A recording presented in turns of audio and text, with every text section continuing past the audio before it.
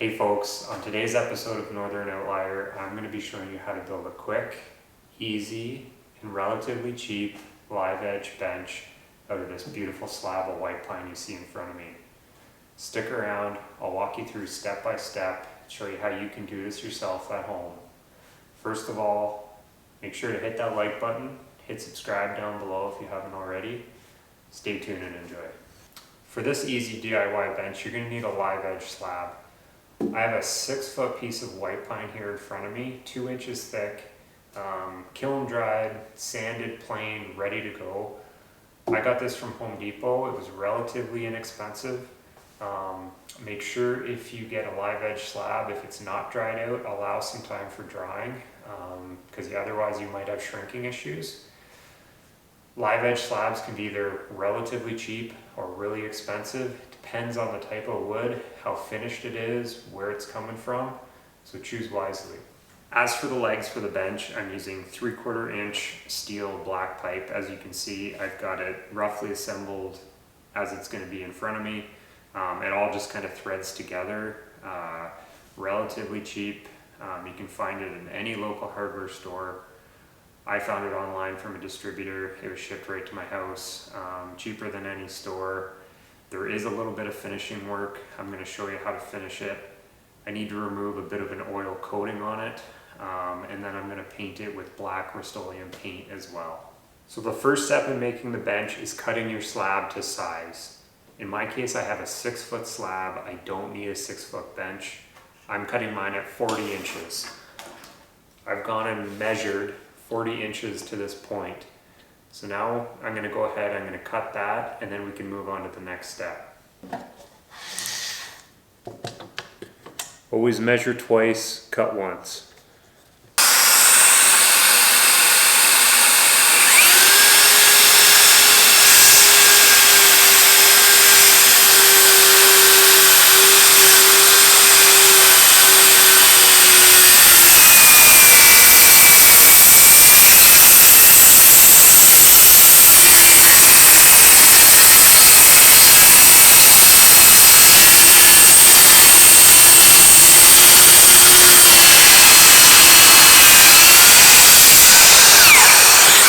So there you have it, folks. That's our 40-inch slab ready to go. Step 2 is to remove the bark. Yes, you can keep the bark on. You'd want to use an epoxy resin, I would think, to try to encase it. Otherwise, it's just going to flake off. You're going to have little bits coming off inside your house or wherever you're using it. So we're going to go ahead, we're going to remove that. I'm going to show you how to do that using a chisel and a hammer.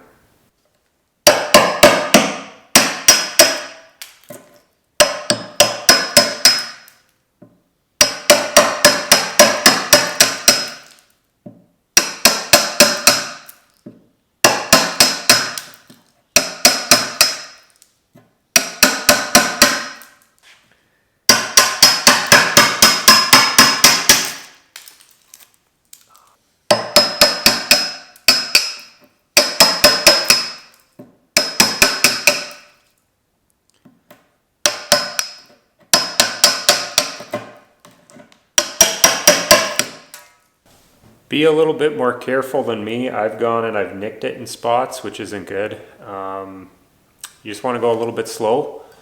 The other thing too is you can use your chisel and not even a hammer. Just kind of go along like that.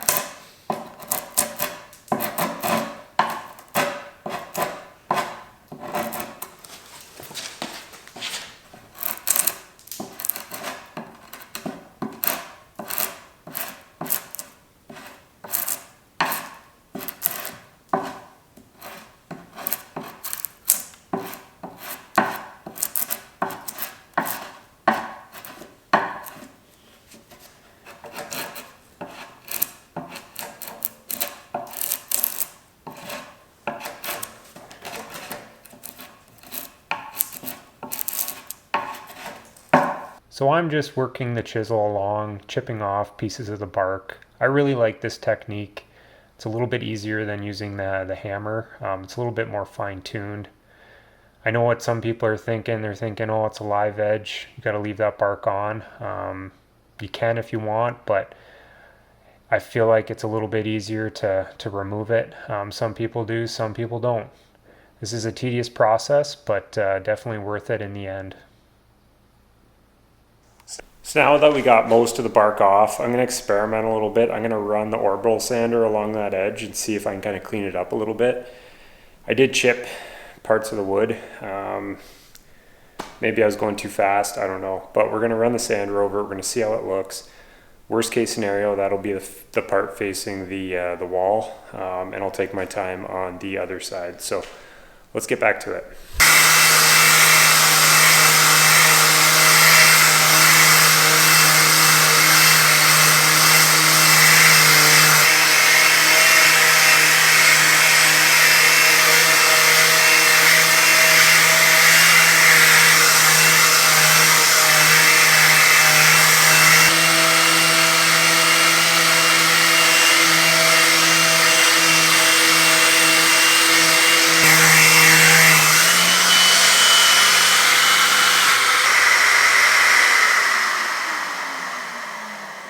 So I've got the bark off now. Beauty thing about taking the bark off is you can do it as little or as much as you like. It's personal preference. It's up to you. I went a little bit more than probably most. Left a little bit of that underlayer just for a bit of a mottled appearance. Yeah, again, it's up to you. There's no real science to it.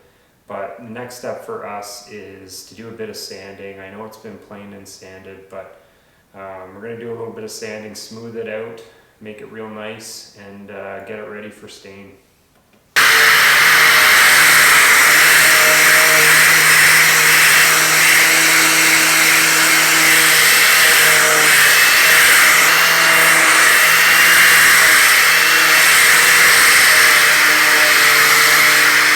So I'm just working over the entire piece here, and I really like using a 220 grit disc just to make it really nice and smooth, and that kind of just really prepares it and makes it a lot nicer when you're applying that stain.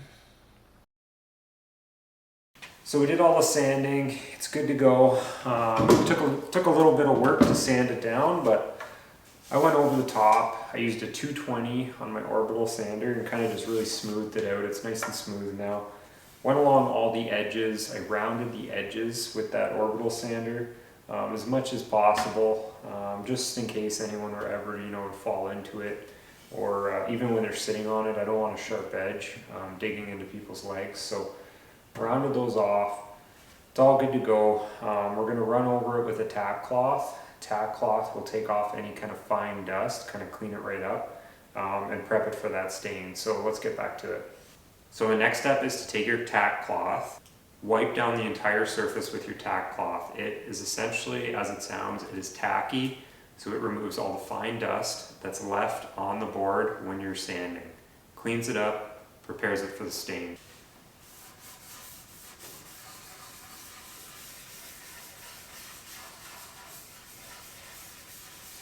I like to do a circling motion when I use a tack cloth. I don't know if there's really a technique to it, but that's what I've always done.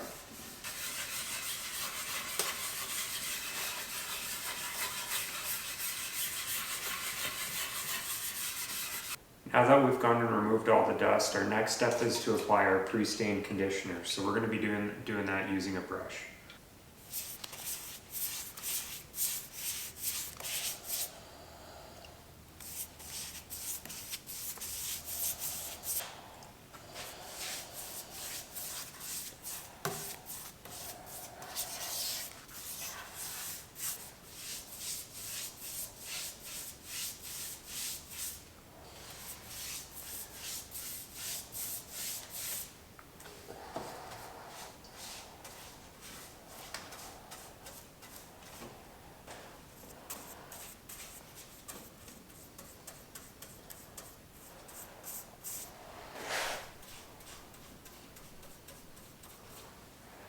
So the whole point of wood conditioner is essentially to put that on there, and it penetrates into the wood. It only goes so far, but basically what it does is when you put the stain on, it makes it so it's a nice even stain, instead of having that blotchiness where there's stain kind of being absorbed unevenly across the piece of wood, I'll say.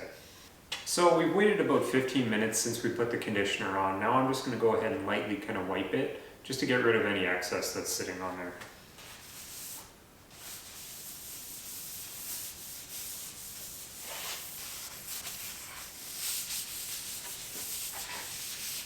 So after you've gone ahead and wiped it down, next step is to put your stain on.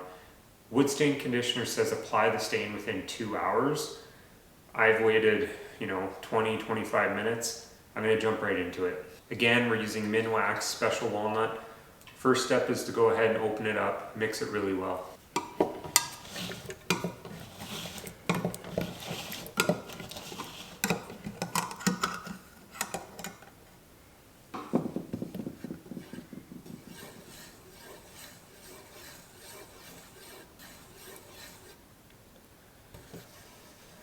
Still mixing. It's a very critical step. So now that our stain's well mixed, we're ready to put it on. So I'm going to be using a shop towel. You can use rag, you can use a brush, whatever you like. I'm going to put on my PP now and start applying it. You guys can just sit back and watch and see how it turns out.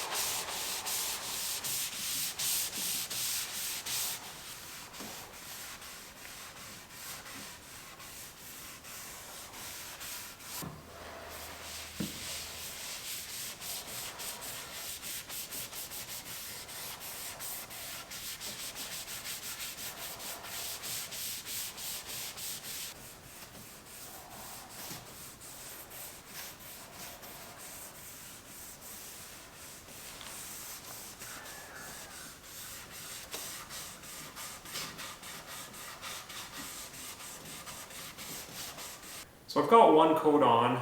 I'm going to let it sit for 2 hours, then I'm going to go back and put the second coat on. You don't have to do a second coat. If you want a richer, darker color, that's when you do a second coat. So we got our stain on. The next step is to put Varathane on. So we're going to do 3 coats in total. We'll put the first coat on. Then you want to do a light sanding with 220 grit. Use a tack cloth, go over, kind of clean it up. Put on your second coat. Repeat again with the sanding, tack cloth, then apply another coat. We're going to do 3 coats in total. Let's get to it, guys.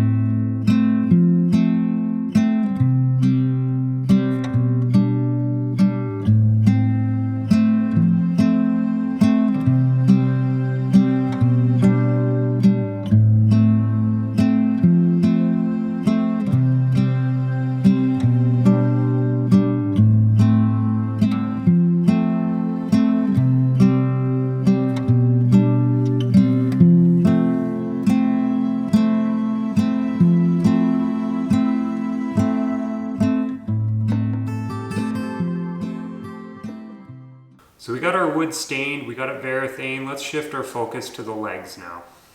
So again, I'm using 3/4 inch black steel pipe. I will mention that you're going to want to go ahead and clean this up. The pipe comes with kind of an oily black coating on it. So you want to clean that off regardless if you're going to paint it or not. If you don't paint it and you brush up against it in your house, you're going to get that residue on you. And if you try to paint it, it's probably not going to work very well. So in order to clean it, you want to use something strong. I used acetone. You basically rub it on, rub it down really well, and rub it off. I let it sit overnight and then basically just washed every piece with warm soapy water. So now we're ready to go. We're going to put it all together and then we're going to paint it. Quick safety note, when you're using acetone, make sure you're wearing a respirator and rubber gloves. Very important.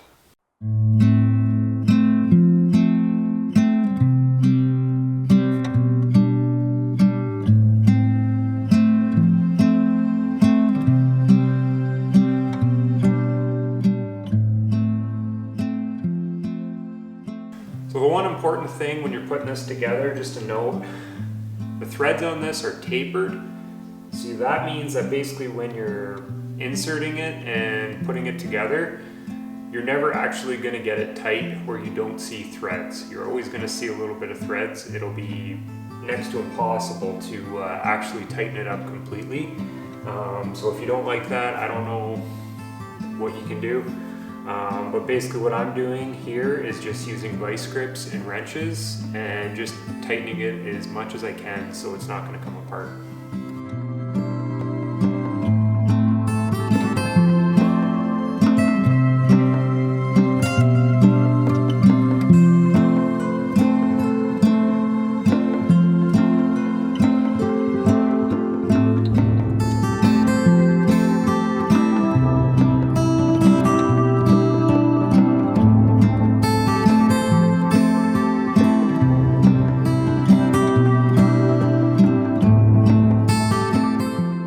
So just something to be mindful of, and you probably saw it in that last shot, but when you're tightening these, you're gonna wanna keep an eye on how far you've tightened one side compared to the other, because they do tighten up pretty good, and you wanna have it even. So that is just something to keep in mind, kind of be aware of either side as you're tightening.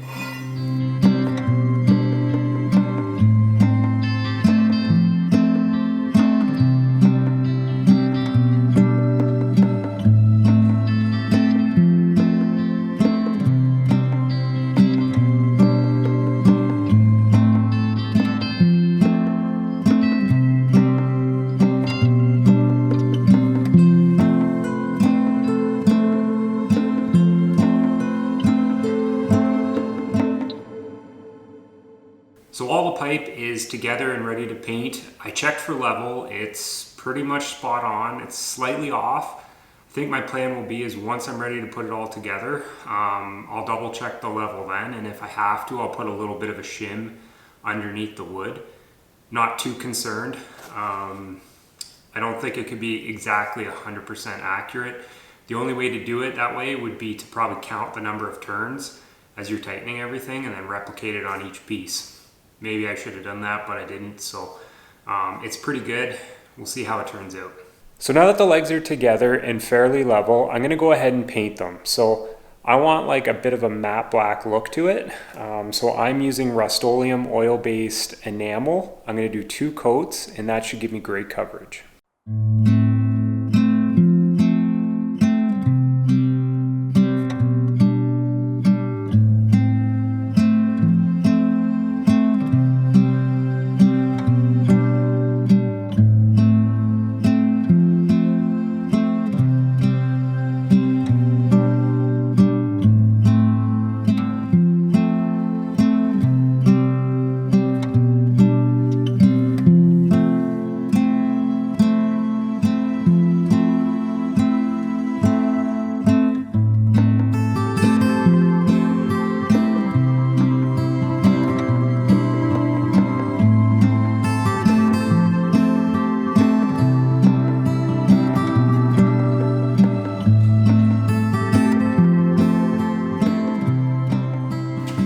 So that's how you apply the varathane.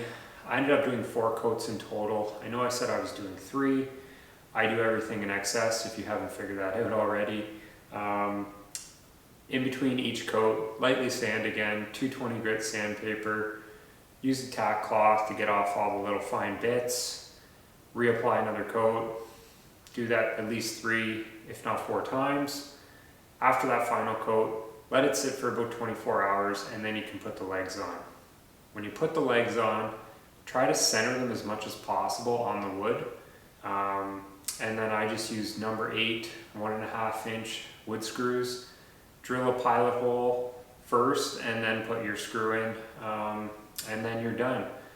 Legs are attached, bench is complete, and you have a nice finished piece in the end.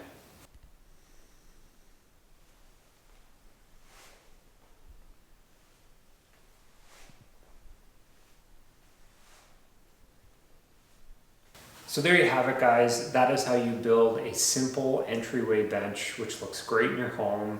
Very simple materials, a lot of wood you can find locally at a local wood supplier. Live edge slabs, surprisingly, a lot of people have them. I bought mine on Home Depot, but look around. The legs, plumbing parts from your local hardware store, all relatively cheap. Then you just need paint, stain, and Varathane. So there you have it. I hope you liked this video. Make sure you hit that like button. Hit subscribe as well if you haven't already. Hit that little bell for notifications. And yeah, thank you for watching. We'll see you next time, guys.